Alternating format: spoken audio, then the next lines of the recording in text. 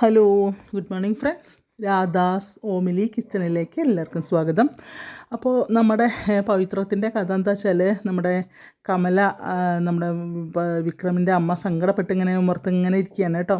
അപ്പോൾ ഇരിക്കുന്ന സമയത്ത് ഇങ്ങനെ ആലോചിക്കുകയാണ്, ഇരുന്നിട്ട് മാഷ് പറഞ്ഞ കാര്യങ്ങൾ ഇങ്ങനെ ആലോചിക്കുകയാണ്.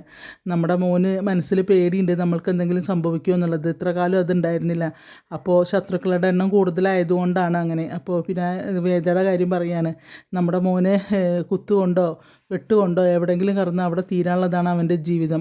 അതിനിടയ്ക്ക് ആ കുട്ടി ഇവിടുന്ന് ഒരു വിധയെ പോലെ ഇറങ്ങിപ്പോണത് നമ്മൾ കാണേണ്ടി വരും കമല. അതുകൊണ്ടാണ് നമുക്ക് അവളെ സ്നേഹിക്കേണ്ടെന്ന് ഞാൻ പറഞ്ഞത് എന്നൊക്കെ ഇങ്ങനെ പറയാണ്. അതിങ്ങനെ പറഞ്ഞൊക്കെ ഇങ്ങനെ ആലോചിച്ചിട്ട് ഇങ്ങനെ കരയാണ് കേട്ടോ. കാരണം മാഷ ഓരോ കാര്യങ്ങളും പറയുന്നത് പിന്നെ വിക്രമിനെ കുറിച്ചാണ്, മക്കളുടെ ജീവിത പരാജയത്തെക്കുറിച്ചാണ് മാഷ് പറഞ്ഞുകൊണ്ടിരിക്കുന്നത് കേട്ടോ. അപ്പോഴേക്കും നമ്മളുടെ വേദ അങ്ങോട്ട് വരികയാണ്. അപ്പോൾ എന്തിനാ അമ്മയെ കരയേണ്ടി വയ്ക്കുമ്പോൾ പറയും, മോളെ പിന്നെ വിക്രമിൻ്റെ കാര്യം പറഞ്ഞിട്ട് തന്നെയാണ് സങ്കടപ്പെടുന്നത്. ഇപ്പോൾ പറയും, ഞാൻ പറഞ്ഞില്ലേ അമ്മ ഒന്നുകൊണ്ടും വിഷമിക്കേണ്ട, നമുക്ക് വിക്രമിനെ മാറ്റിയെടുക്കാം. ആ ഒരു വിശ്വാസം ഞാൻ അമ്മയോട് പറഞ്ഞിട്ടില്ലേ, നമുക്ക് മാറ്റിയെടുക്കാൻ പറ്റും, അമ്മ ഒന്നുകൊണ്ടും വിഷമിക്കേണ്ട എന്നൊക്കെ ഇങ്ങനെ വേദ പറയുകയാണ് കമലോട് കേട്ടോ. അപ്പോൾ പറയും, അന്ന് അമ്മയും അച്ഛനും കൂടെ അമ്പലത്തിൽ പോയപ്പോൾ ഞാനാണ് വിക്രമിനെ അങ്ങോട്ട് പറഞ്ഞയച്ചത്. കാരണം ഒന്നുകൊണ്ടല്ല, ഉള്ളിൽ എനിക്കൊരു ഭയം ഉണ്ടായിരുന്നു. അപ്പോൾ ഞാനാണ് വിക്രമിനെ നിങ്ങളെ കൂടെ പറഞ്ഞയച്ചത് എന്നിങ്ങനെ പറയുകയാണ് കേട്ടോ. അപ്പോൾ അതുവരെ അറിയില്ലായിരുന്നു വിക്രമിൻ്റെ സ്വന്തം ഇഷ്ടത്തിനാണ് പോകുന്നതെന്നാണ് കമല വിചാരിച്ചത്. അപ്പോൾ വേദം ഇങ്ങനെ പറയുമ്പോൾ അപ്പോഴാണ് അറിയുന്നത്. അപ്പോൾ പറയും, കാരണം ഇന്നത്തോടു കൂടി അതെല്ലാം തീർക്കാം എന്നാണല്ലോ പറഞ്ഞിരിക്കുന്നത് വിക്രം. അത് ഏത് വഴിക്കാണ് തീർക്കാമെന്ന് അറിയില്ല എന്നറിയും. കാരണം പിന്നെ ഒന്നെന്ന് പറഞ്ഞാൽ ശ്രീനിവാസൻ്റെ പിടിയിൽ നിന്ന് എങ്ങനെയെങ്കിലും വിക്രമിനെ പുറത്തു കൊണ്ടുവരണം. അയാൾ വിക്രമിനെ ഉപയോഗിക്കുകയാണ് എന്നുള്ള ഒരു തോന്നൽ വിക്രമിൽ വന്നു കഴിഞ്ഞാൽ അത് വളരെ എളുപ്പമാണ്. പക്ഷെ നമ്മൾ വിചാരിക്കുന്ന പോലെയല്ല ഈ ഗുണ്ടാ സംഘം എന്ന് പറഞ്ഞത്. അതിൽ പണക്കാരുണ്ട്, രാഷ്ട്രീയക്കാരുണ്ട്, അങ്ങനെ വലിയ ഉദ്യോഗസ്ഥന്മാരുണ്ട്. അങ്ങനെ പിന്നെ ഒരു ചങ്ങല പോലെയാണ് ആ ഇത്. അതിന്ന് വിക്രമിനെ പെട്ടെന്നൊന്നും നമുക്ക് വിചാരിച്ച പോലെ പുറത്തേക്ക് കൊണ്ടുവരാൻ പറ്റില്ല. പക്ഷേ രക്ഷപ്പെട്ടു പോന്നു കഴിഞ്ഞാൽ പിന്നെ വിക്രം നന്നായിക്കോളും. അതിന് നമ്മൾ ആദ്യം എന്താ വേണ്ടത് ചെയ്യണം എന്നറിയാം. ഇപ്പോൾ എനിക്കറിയാം എന്താ വേണ്ടതെന്നുള്ളത് എനിക്കറിയാം. അതുകൊണ്ടാണ് ഞാൻ അമ്മോട് പറഞ്ഞത്, അമ്മ വിഷമിക്കാതിരിക്കൂ, ഞാനല്ലേ വാക്ക് പറഞ്ഞത് എന്ന് പറയും. അപ്പോൾ ഭയങ്കര സന്തോഷമാവും കമലയ്ക്ക്. അപ്പോൾ കമല പറയും, മോളെ എനിക്ക് സത്യം പറഞ്ഞാൽ ഇപ്പോഴൊരു സമാധാനമായത്, മോളെൻ്റെ കൂടെ ഉണ്ടല്ലോ അതാണെന്ന് പറയും. അപ്പോൾ അറിയാം, അമ്മ ഒന്നുകൊണ്ട് വിഷമിക്കണ്ടമ്മേ, ഞാനുണ്ട്, അമ്മ പോയി കിടന്നോളൂ, നേരെ ഒരുപാടായില്ലേ എന്നൊക്കെ ഇങ്ങനെ പറയുകയാണ് കേട്ടോ. അപ്പോൾ ഇങ്ങനെ പറയുകയാണ്, അമ്മ വിഷമിക്കാതിരിക്കുമെന്ന് പറയുകയാണ്. പിന്നെ കാണിക്കുന്നത് വേദയുടെ വീട്ടിൽ വേദയുടെ അച്ഛൻ ശങ്കരനാരായണൻ ജഡ്ജി ഇങ്ങനെ ആകെ ഇങ്ങനെ ഡെസ്പായിട്ടിരിക്കുക. അപ്പോൾ അമ്മ വന്നിട്ട് ചോദിക്കുകയാണ്, വേദയുടെ അമ്മ വന്നിട്ട് ചോദിക്കുകയാണ്, എന്ത് പറ്റി, ഇന്ന് രാവിലെ മുതൽ ഇങ്ങനെ ഇരിക്കുന്നുണ്ടല്ലോ, കോടതി പോണ്ടേ, ഒന്നും പോകാനൊന്നുമില്ലേ, എന്താ പ്രശ്നം എന്നൊക്കെ ചോദിക്കും. അപ്പോൾ പറയും, ഒന്നുമില്ല എന്ന് പറയാം. അതല്ല, എനിക്കറിയാം, ഞാൻ രാവിലെ മുതൽ ശ്രദ്ധിക്കുന്നുണ്ട്, ഇങ്ങനെ കണ്ടിട്ടേ ഇല്ല, എന്താ പ്രശ്നം എന്ന് ചോദിക്കും. അപ്പോൾ വേദയുടെയും വിക്രമിൻ്റെയും കാര്യത്തിലാണോ ചോദിക്കുമ്പോൾ പറയും, അതല്ലടോ, പിന്നെ വേദയെ നമ്മളിങ്ങോട്ട് തിരിച്ച് കൊണ്ടുവരണം എന്ന് ഞാൻ ആഗ്രഹിച്ചിട്ടുണ്ട്. പക്ഷേ വിക്രമിൻ്റെ അമ്മയുടെയും അച്ഛൻ്റെയും നേർക്ക് ഇങ്ങനെ ഒരു അറ്റംപ്റ്റ് ഉണ്ടായിട്ടുണ്ട്. അതിപ്പോൾ ശ്രീകാന്ത് പറയണ്ടു അവനല്ല, ഇതിൽ ഒന്നും അറിഞ്ഞിട്ടില്ല എന്നാണ്. പക്ഷേ ആ കള്ളക്കേസ് കൊടുക്കിയത് ശ്രീകാന്താണ്. പക്ഷേ ഇങ്ങനെ അവരുടെ പേർക്ക് ഇങ്ങനെ ഒരു അറ്റംപ്റ്റ് ഉണ്ടായത് അവൻ മുഖാന്തരമല്ല, അവൻ വേറെ എന്തോ ആണ് പ്രശ്നം അതിൽ വന്നത്. പക്ഷേ വേദ അറിഞ്ഞാൽ പ്രശ്നമാവില്ലേ എന്ന് ചോദിക്കുകയാണ്. പറയാതെ വേദ അറിഞ്ഞാൽ പ്രശ്നമാവും, ശ്രീകാന്താണ് ഇതിൽ ഉൾപ്പെട്ടെന്ന് പറഞ്ഞാൽ പ്രശ്നമാവും എന്നൊക്കെ ഇങ്ങനെ പറയുകയാണ് കേട്ടോ. പക്ഷേ നമുക്ക് അവളെ ഒരിക്കലും കൊണ്ടുവരാൻ പറ്റില്ല, കാരണം അവൾ വരുമായിരുന്നു. പക്ഷെ ഇങ്ങനെ ഒരു സംഭവം ഉണ്ടായിരുന്നു. അതിപ്പോൾ നമുക്ക് ആർക്കും അറിയില്ല എന്താ സംഭവിച്ചാൽ. അതായത് ഇവളെ അങ്ങോട്ട് പോയ ദിവസമല്ല, ഇവൻ താലി കെട്ടിയിട്ട് പിന്നെ തിരിച്ച് ഇവിടെ വീട്ടിൽ വരുന്ന സമയത്ത് ഈ ശ്രീകാന്തും അച്ഛനും രണ്ടാളും കൂടി ഇരുന്ന് സംസാരിക്കുന്നുണ്ട്. ഇവൻ്റെ കള്ളക്കേസിൽ പോലീസ് പിടിച്ചിട്ടുണ്ടല്ലോ വിക്രമിനെ. അപ്പോൾ അവനെ തീർക്കാൻ വേണ്ടിയിട്ട് ഇവർ എല്ലാവരും കൂടെ വട്ടളഞ്ഞ് ചർച്ച ചെയ്തിട്ടുണ്ട്. അത് ശ്രീകാന്തും അച്ഛനും കൂടി ഇരുന്ന് സംസാരിക്കുന്നുണ്ട്, നമ്മളെ വേദ കേൾക്കുന്നുണ്ട്. വേദ കേട്ടിട്ടാണ് ഇത് എന്താണ് വിധവ ചടങ്ങുകൾക്ക് പിന്നെ അവൾ നിൽക്കാണ്ട് അവിടെ നിന്ന് പോകുന്നു, വീണ്ടും വിക്രമിൻ്റെ വീട്ടിൽ പോകുന്നു. കാരണം വിക്രമിനെ ഒന്നില്ലെങ്കിൽ ഇവരെന്തെങ്കിലും ആളപായം വെച്ച് അവനില്ലാണ്ടാക്കും. അപ്പോൾ അത് ഇല്ലാതാക്കാൻ വേണ്ടിയിട്ടാണ് നമ്മളെ വേദ അവൻ്റെ കൂടെ കട്ടയ്ക്ക് നിൽക്കുന്നത്. അപ്പോൾ അപ്പോഴാണ് ഇവർ പറയും. അപ്പോൾ അവളത് കേട്ടിട്ടുണ്ടെന്നുള്ള കാര്യം ഉറപ്പാണ്. ഞാനും ശ്രീയും കൂടി സംസാരിക്കുന്നത് അവൾ കേട്ടിട്ടുണ്ട്. അപ്പോൾ അതാണ് അവളെ പോവാൻ കാരണം. ഒന്നാമത്തെ കാരണം അതാണ്, അവൻ്റെ കൂടെ ഇവൾ പോവാൻ കാരണം അതാണെന്നിങ്ങനെ പറയുകയാണ് കേട്ടോ. അപ്പോൾ പറയും അതുമല്ല, പിന്നെ ഇവനെ പോലീസ് കേസിൽ കാപ്പ കുത്തി പുറത്താക്കണം എന്നുള്ളൊരു കേസ് വരുമല്ലോ. ആ കേസിൽ ഇവളാണല്ലോ ഇറക്കാൻ ചെല്ലുന്നത്. അപ്പോൾ വഴിയിൽ വെച്ച് ശങ്കരനാരായണനെയും ശ്രീകാന്തിനെയും കണ്ടിട്ട് അവർ പറയാം, അവനെ വെറുതെ വിടാം, നീ ഞങ്ങളെ കൂടെ വരികയാണെങ്കിൽ എന്ന് അവർ വിളിക്കുന്നുണ്ട്. അപ്പോൾ അവൾ പറയും, ഒരു പരീക്ഷ എഴുതുന്ന സമയത്ത് ആരെയാണ് നിങ്ങൾ ഇതായി കാണുന്നത് നോക്കുമ്പോൾ ഞാൻ എൻ്റെ അച്ഛൻ്റെ പേരാണ് എഴുതിയത്. കാരണം അച്ഛനെ പോലെ ഇത്രയും ഇതായിട്ടുള്ള ആളുണ്ടായിരുന്നില്ല. പക്ഷേ എനിക്ക് ഇതൊക്കെ തെറ്റി, അത് ദൈവമായിട്ട് തന്നെ എനിക്ക് കാണിച്ചു തന്നു എന്ന് പറയുന്നുണ്ട് അവൾ. അപ്പോൾ അപ്പോഴാണ് ഇയാൾ ശരിക്കും ഞെട്ടുന്നത്. അപ്പോൾ കാരണം അയാൾക്ക് അപ്പോഴാണ് അയാൾക്ക് അറിയുന്നത് അവളിതെല്ലാം കേട്ടു എന്നുള്ളത്. കാരണം അയാൾ മദ്യത്തിൻ്റെ മുകളിലാണ് പറഞ്ഞതെങ്കിലും അവളെല്ലാം അത് കേട്ടു എന്ന് മനസ്സിലായിട്ടോ. അപ്പോൾ ഇനി എന്തായാലും നീ ആരോടും പറയണ്ട, അമ്മോട് പറഞ്ഞു കഴിഞ്ഞാൽ അമ്മ അത് അവളെ വിളിച്ച് പറയും, അമ്മ അത് അറിയണ്ട, പിന്നെ ആകെ പ്രശ്നമാവും എന്നൊക്കെ ഇങ്ങനെ പറയുകയാണ് ഇയാൾ ശങ്കരനാരായണൻ പറയുകയാണ് കേട്ടോ ഭാര്യയോട്. അപ്പോൾ പറയും, എന്തായാലും നീ സാരമില്ല പോട്ടെ, എന്തായാലും ഇങ്ങനെയൊക്കെ സംഭവിച്ചില്ലേ എന്നൊക്കെ പറയും. അപ്പോൾ പറയും, ഇപ്പോൾ ഒരു സമാധാനം ഉണ്ടോ, തന്നോടെല്ലാം തുറന്ന് പറഞ്ഞപ്പോൾ എനിക്ക് നല്ല സമാധാനം ഉണ്ട് എന്നിങ്ങനെ അയാൾ പറയുകയാണ് കേട്ടോ. ഒരു സാരമില്ല പോട്ടെ എന്നൊക്കെ പറഞ്ഞാൽ അമ്മ വിളിക്കുന്നുണ്ട് കേട്ടോ ഭർത്താവിനെ. അത് കഴിഞ്ഞിട്ട് പിന്നെ കാണുന്നത് നമ്മളെ വേദ വീടിൻ്റെ ഉമ്മർത്ത് ഇങ്ങനെ ഇരിക്കുന്ന സമയത്ത് അമ്മ, അതായത് വിക്രമിൻ്റെ അമ്മ കമല, ഒരു ഗ്ലാസ് പാലും കൊണ്ട് വരികയാണ്. അപ്പോൾ പാലിന് മോൾ ഇത് കുടിച്ചോ എന്ന് പറഞ്ഞിട്ട് കൊടുന്നു കൊടുക്കുക. അപ്പോൾ വേദ പറയും, വേണ്ട അമ്മേ, എനിക്ക് കൊടുന്നതാണോ എന്ന് ചോദിക്കും. അപ്പോൾ അതേ മോൾക്ക് കൊടുക്കുന്നത്, മോളിത് കുടിക്കുക അറിയും. ഇതുപോലെ മുത്തശ്ശി വീട്ടിൽ ദിവസം ഓരോ ഗ്ലാസ് പാല് കൊടുന്നു തരും, പകുതിയെ കുടിക്കുള്ളൂ, പകുതി കളയുക ചെയ്യാറ്. അതെന്താ വയ്ക്കുമ്പോൾ എനിക്കിഷ്ടമല്ല അമ്മേ, അതാണ് അറിയും. ഇതിപ്പോൾ ഞാൻ ലേശം കുടിച്ചു കഴിഞ്ഞാൽ ബാക്കി എന്താ ചെയ്യുമോ ചോദിക്കും. അപ്പോൾ അത് ഞാൻ ഒഴിക്കും, അമ്മ കുടിക്കും.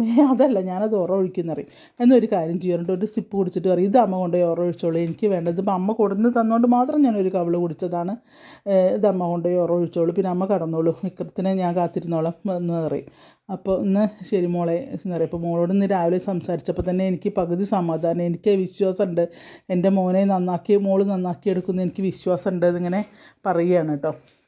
അപ്പോൾ പറയും, എന്തായാലും അമ്മ സമാധാനമായിട്ടിരിക്കും, ഞാനില്ലേ വാക്ക് പറയുന്നുണ്ട്, നമുക്ക് നമ്മളെ വിക്രമനെ ശരിയാക്കി എടുക്കാമെന്നൊക്കെ അവളിങ്ങനെ പറയുകയാണേ. അത് കഴിഞ്ഞ് ഇങ്ങനെ ഇരുന്നിരിക്കുമ്പോഴേക്കും മുത്തശ്ശിയുടെ ഫോൺ കോൾ വരും. അപ്പോൾ അമ്മ പാലും കൊണ്ട് അങ്ങോട്ട് പോവുകയും ചെയ്യും കേട്ടോ.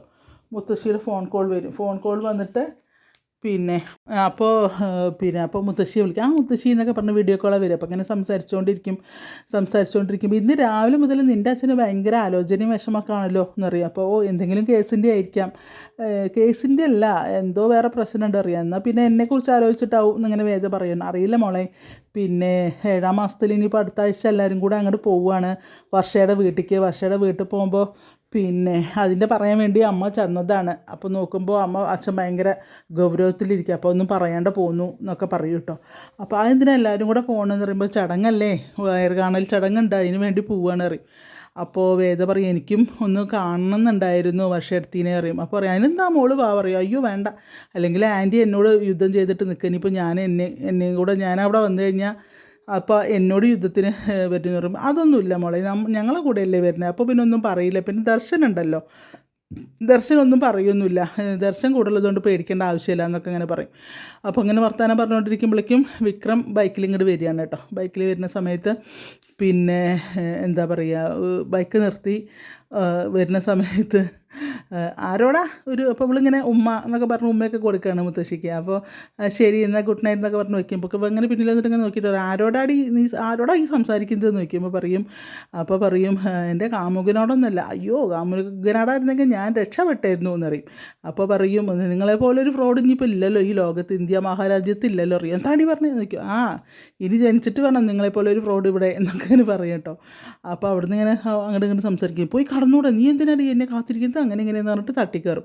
അപ്പോൾ പറയും, അമ്മയെ വിളിക്കേണ്ട, എത്ര നേരം മകനെ ഓർത്ത് കരഞ്ഞ് ഇപ്പോൾ പോയി കടന്നിട്ടുള്ളൂ, ഇനിയിപ്പോൾ അമ്മയെ വിളിച്ച് ബുദ്ധിമുട്ടിക്കൊന്നും വേണ്ട എന്ന് പറയും. ഇപ്പോൾ എൻ്റെ അമ്മ ഭക്ഷണം വിളമ്പി തരും എന്നൊക്കെ പറഞ്ഞിട്ട് യുദ്ധം ചെയ്യാൻ. അപ്പോൾ പറയും, അതിനെ അമ്മയെ വിളിക്കേണ്ട, അമ്മ കടന്നു എന്നൊക്കെ പറയും. അപ്പോൾ പറയും, രാവിലെ കുളിക്കാണ്ട് വലുതാക്കാണ്ട് വെറുതെ പോയതല്ലേ. എന്നിട്ടിപ്പോൾ കൊട്ടേഷൻ ആർക്കാണ് കൊടുത്തത്, ആരൊക്കെയാണ് വെട്ടിയത്, ആരൊക്കെ കൊന്നത്, അതോ ബോംബിട്ടോ, കല്ലെറിഞ്ഞോ, കത്തിക്കുത്ത് ചെയ്തോ, വടിവാളും കൊണ്ട് വെട്ടിയോ, തോക്കെടുത്തോ? ഓ, നിങ്ങൾക്ക് രാഷ്ട്രീയക്കാർക്ക് തോക്കില്ലല്ലോ അല്ലേ. അപ്പോൾ എന്താണ്, വെട്ടിക്കൊന്നു. എത്ര 22 വട്ടോ, 32 വട്ടോ, 52 വട്ടോ, എത്ര വട്ടാ എന്നൊക്കെ പറയും. നിർത്തടി എന്ന് പറഞ്ഞിട്ട് ഇങ്ങോട്ട് ചെല്ലും വേദന നിറക്കുക. പറയും ഞാനെന്തിനാണ് നിർത്തുന്നത്, നിങ്ങളല്ലേ സ്വഭാവമല്ലേ ഞാൻ പറഞ്ഞത് എന്നൊക്കെ പറഞ്ഞിട്ട് അവളും ഫൈറ്റ് ചെയ്യാൻ നിൽക്കുകയാണ്. രണ്ടാളും കൂടി ഭയങ്കര ഫൈറ്റ്. അതിലിറങ്ങി പോയി കുളിച്ച് വന്നാൽ, മര്യാദയ്ക്ക് പോയി കുളിച്ച് വന്നാൽ വല്ല ഭക്ഷണം ഉണ്ടാക്കി തരാം എന്നൊക്കെ പറയും. പിന്നെ നിൻ്റെ എന്തുകൊണ്ടല്ലോ എനിക്ക് ഇവിടെ എന്നൊക്കെ പറഞ്ഞിട്ട് ഇങ്ങനെ വയ്ക്കും. അപ്പോൾ പറയും, അല്ലെങ്കിൽ ആ പശുത്തൊഴുത്ത് പോയി കാലിത്തൊഴുത്ത് പോയി കടന്നോളാൻ പറയും. കാലിത്തൊഴുത്തോ എന്ന് പറഞ്ഞിട്ട് ചാടും. പിന്നെ എന്താ അതിനെന്താ പേര് പറയുക നോക്കുമ്പോൾ അവനിങ്ങനെ നോക്കുമ്പോൾ പശുക്കൾ അവിടെ നിന്ന് കരയും പോലെയൊക്കെ ഈ പൊട്ടന് തോന്നുകയാണ് കേട്ടോ. അല്ലെങ്കിൽ കുളിച്ച് വന്നു കഴിഞ്ഞാൽ ഭക്ഷണം ഉണ്ടാക്കി തരാമെന്നൊക്കെ പറഞ്ഞിട്ട് അവളാണ്ട് പോകും കേട്ടോ. പക്ഷേ അവരുടെ ആ കോമ്പിനേഷൻ ഉണ്ടല്ലോ, പറയാണ്ടിരിക്കാൻ പറ്റില്ല. അടിപൊളിയാണ് രണ്ടാളുടെയും. അത് കഴിഞ്ഞ് എന്താ പറയുക, ഓരോ തമ്മിത്തല്ലുണ്ടാക്കി ഇങ്ങോട്ട് വരും വിക്രം. അത് ഏതായാലും നിന്ന് ഫൈറ്റ് ചെയ്ത് നിൽക്കും. നല്ല രസമാണ് കേട്ടോ. തമാശയിൽ കൂടെ ആണെങ്കിലും കാര്യം പറയണം. അപ്പോൾ നിങ്ങളൊരു കാര്യം മനസ്സിലാക്കണം, നിങ്ങൾ മറ്റുള്ളവരെ വെട്ടാനും കുത്താനും ഒക്കെ ചെല്ലുന്ന സമയത്ത് ഈ വീട്ടിലുള്ളവരുടെ കാര്യം കൂടി ആലോചിക്കാം. അവർക്കും ജീവനായ പേടിയുണ്ടെന്നൊക്കെ ഇങ്ങനെ പറയും.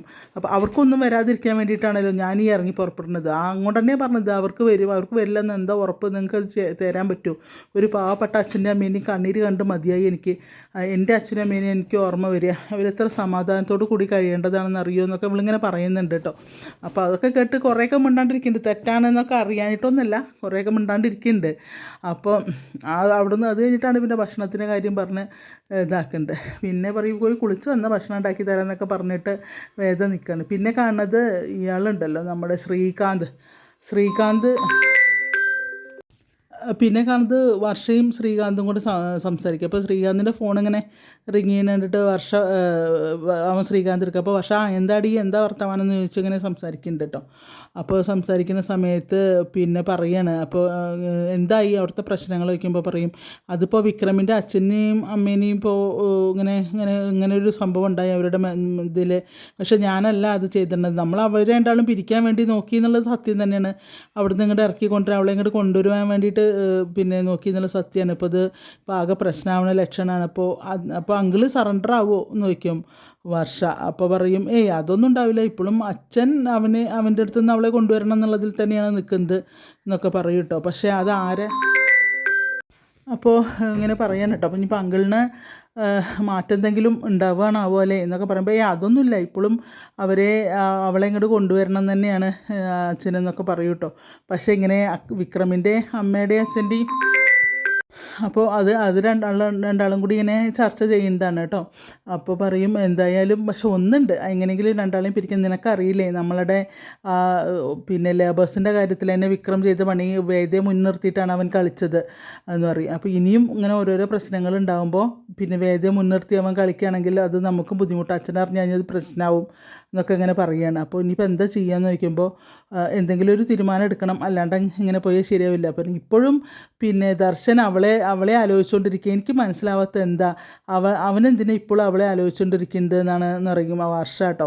പക്ഷേ ഏറ്റവും വലിയ അബദ്ധം പറ്റിയത് ദീപ്തി അവന് വേണ്ടി ദർശന് വേണ്ടി ആലോചിച്ചതാണ് എന്ന് പറയും. അപ്പോൾ വർഷ അത് തെറ്റായി പോയി, കാരണം അമ്മ പറഞ്ഞപ്പോൾ ഞാനും വേറെ ഒന്നും ആലോചിച്ചില്ല എന്നിങ്ങനെ പറയും വർഷ. അത് ഏറ്റവും വലിയ മണ്ടത്തരായി പോയി എന്നൊക്കെ ഇങ്ങനെ ശ്രീകാന്തും പറയുകയാണ് കേട്ടോ. അപ്പോൾ പറയും ഇനി എന്തായാലും ഇനിയിപ്പോൾ വർഷം വരില്ലേ, അല്ലെങ്കിൽ പിന്നെ അവർ രണ്ടാളെയും കൂടി തമ്മിൽ തെല്ലിക്കണം. വിക്രമിനെയും വേദേനെയും കൂടെ തമ്മിൽ തല്ലിച്ചാലേ ഇന്നലെ രണ്ടാളെയും വഴിയായി കിട്ടുള്ളൂ എന്നിങ്ങനെ പറയുകയാണ് കേട്ടോ. അപ്പോൾ അതിനെന്താ ചെയ്യേണ്ടത് എന്നിങ്ങനെ ആലോചിക്കുക. അപ്പോൾ പറയാം അതിനെന്തെങ്കിലും വഴി കണ്ടെത്തണം, അല്ലാണ്ട് ശരിയാവില്ല എന്നൊക്കെ പറയുക. അങ്ങനെ വിക്രമിനെയും വേദനയും രണ്ടാക്കാനുള്ള പരിപാടി ആലോചിക്കാൻ ശ്രീകാന്തും വർഷയും കൂടെ. അപ്പോൾ ഇന്നത്തെ പവിത്രത്തിൻ്റെ കഥ രസമുണ്ട് കേട്ടോ. വേദയും നമ്മളുടെ വിക്രമും കൂടെയുള്ള ആ കോമ്പിനേഷൻ സീനൊക്കെ നല്ല രസമായിട്ട് തന്നെയാണ് എടുത്തിരിക്കുന്നത്. എന്തായാലും നിങ്ങൾ മിസ് ചെയ്യരുത്. പിന്നെ അതിൻ്റെ ഇടയ്ക്ക് 2-3 കോൾ വന്നു, അപ്പോൾ അതിൻ്റെ റിങ് ഇങ്ങനെ ശബ്ദമൊക്കെ കേൾക്കുന്നുണ്ട്, ക്ഷമിക്കുക കേട്ടോ. ഇനി വീണ്ടും ഇത് ഡിലീറ്റ് ചെയ്ത് പറയാൻ വയ്യ, തൊണ്ടയ്ക്ക് നല്ല സുഖമല്ല, അതുകൊണ്ടാണ്. നിങ്ങൾ ദൈവത്തെ ഓർത്ത് ക്ഷമിക്കണം. പിന്നെ അതുപോലെ ഇത് ചെറിയ മിസ്റ്റേക്സും ഒക്കെ വന്നിട്ടുണ്ട്. അപ്പോൾ നിങ്ങൾ എന്താ പറയുക, ക്ഷമിക്കുക. അതുപോലെ രാധാസ്വാമിലി കിച്ചൺ ആദ്യമായിട്ടാണ് കാണുന്നതെങ്കിൽ ഒന്ന് സബ്സ്ക്രൈബ് ചെയ്യാത്തവരാണെങ്കിൽ ഒന്ന് സബ്സ്ക്രൈബ് ചെയ്യുക. പിന്നെ ഞാൻ ഇന്നലെ ഒരു വീഡിയോ ഇട്ടിട്ടുണ്ട്, പിള്ളേരുടെ വീഡിയോ ആണ്. അത് നല്ല രസമുള്ളൊരു വീഡിയോ ആണ്. ഒരു കൂട്ടുകാരൻ ഇങ്ങനെ ഇവിടുന്ന് സ്ഥലം മാറിപ്പോവാണ് എൻ്റെ ഫാമിലി. അപ്പോൾ കുട്ടികൾ അവന് വേണ്ടി ചെറിയൊരു ഗിഫ്റ്റ് വാങ്ങി കൊടുക്കുന്നതാണ്. അപ്പോൾ ഈ കുട്ടികൾ ആ ഗിഫ്റ്റ് വാങ്ങാനുള്ള കാശ് ഉണ്ടാക്കിയതാണ് ഏറ്റവും സങ്കടം. കാരണം അവർ വീട്ടിൽ പറഞ്ഞിട്ടില്ല. വീട്ടിൽ പറയാണ്ടെയാണ് അവർ ആ കാശ് ഉണ്ടാക്കാൻ എന്ത് ചെയ്തു എന്നറിയോ, പാട്ടയും കുപ്പിയും അതും ഇതൊക്കെ കൊണ്ടുപോയി പെറുക്കി കൊണ്ടുപോയി വിറ്റ് അതിൽ നിന്ന് കാശൊക്കെ കൂടെ എടുത്ത് എല്ലാവരും കൂടെ മിഠായി വാങ്ങാൻ കൊടുത്ത പൈസയൊക്കെ സ്വരൂപിച്ച് അതൊക്കെ കൂടെ ചേർത്തിട്ട് അവന് പോകുന്നവന് ഇഷ്ടപ്പെട്ട ഒരു കാറ്, അവനിഷ്ടം കാറാണ്, അവനൊരു കുഞ്ഞ് കാറൊക്കെ വാങ്ങി ഗിഫ്റ്റ് കൊടുക്കുന്നതാണ്. ഞാൻ വെറുതെ ഇരുന്നപ്പോൾ ഇവരുടെ സംസാരമൊക്കെ ഒന്ന് ശ്രദ്ധിച്ചതാണ്. കുട്ടികളൊക്കെ കൂടെ വീട്ടിൽ വന്നിരുന്നിട്ടാണ് ചർച്ച ചെയ്യണം. അപ്പോഴാണ് ഞാനിത് ശ്രദ്ധിച്ചപ്പോഴാണ് ഇവർ ഈ ഗിഫ്റ്റ് കൊടുക്കുന്നതൊക്കെ ഉണ്ട്. അപ്പോൾ അങ്ങനെ ആ ഒരു വീഡിയോ എടുത്തത്. പാട്ടയും കുപ്പിയൊക്കെ പറക്കുന്നത് ഞാൻ ചീത്ത പറയും ചെയ്തു. ഇത് എന്തിനാ അങ്ങനെ ചെയ്യേണ്ടത്? പഠിക്കുന്ന കുട്ടികളല്ലേ നിങ്ങൾ, പിന്നെ നിങ്ങൾക്ക് പഠിക്കാനൊന്നും വെച്ച് ഞാൻ ചീത്ത പറഞ്ഞു. പക്ഷേ അവർ ഇതിനാണെന്ന് അവരെപ്പോഴും എന്നോട് പറഞ്ഞിട്ടുണ്ടായിരുന്നില്ല കേട്ടോ. പിന്നീടാണ് എന്നോടത് പറഞ്ഞത്. അപ്പോൾ ഞാൻ അങ്ങനെ ഒരു വീഡിയോ എടുത്തു. ഈ കാലത്തിൽ ഇങ്ങനത്തെയും കുട്ടികളുണ്ടല്ലോ എന്നുള്ളവർക്കും എനിക്ക് അഭിമാനമാണ് തോന്നുന്നത് കേട്ടോ. കുട്ടികളോട് ഓരോ സ്ഥലത്ത് കേൾക്കണു കൂട്ടുകാരനെ കൊന്നു എന്നൊക്കെ കേൾക്കുമ്പോൾ അതിന്നൊക്കെ എൻ്റെ കുട്ടികൾ എന്തായാലും വ്യത്യസ്തരാണ്. എല്ലാവരും ഇവിടെ കളിക്കാൻ വരുന്ന കുട്ടികളാണ്. ഇവിടെ ഇരുന്ന് കളിക്കും, അവരിവിടെ നിന്ന് തന്നെ ഭക്ഷണം കഴിക്കുകയൊക്കെ ചെയ്യും. അപ്പോൾ അങ്ങനെ ഒരു വീഡിയോ ഞാൻ ഇട്ടിട്ടുണ്ട്. നിങ്ങൾ ആരും മിസ് ചെയ്യേണ്ട. കാണാൻ നിങ്ങൾക്ക് ഇഷ്ടപ്പെടുകയാണെങ്കിൽ നിങ്ങളൊക്കെ ഒന്ന് ഷെയർ ചെയ്യുക, അതുപോലെ നിങ്ങളുടെ കമൻറ്റുകൾ പറയുക ഒക്കെ ചെയ്യണം കേട്ടോ. പിന്നെ അപ്പോൾ എല്ലാവർക്കും നല്ലൊരു ദിവസം ആശംസിക്കുന്നു. പിന്നെ എൻ്റെ പ്രാർത്ഥനകൾ, എൻ്റെ കുടുംബത്തിൻ്റെ പ്രാർത്ഥനകളിൽ എല്ലാവരും ഉണ്ടായിരിക്കും. Thank you.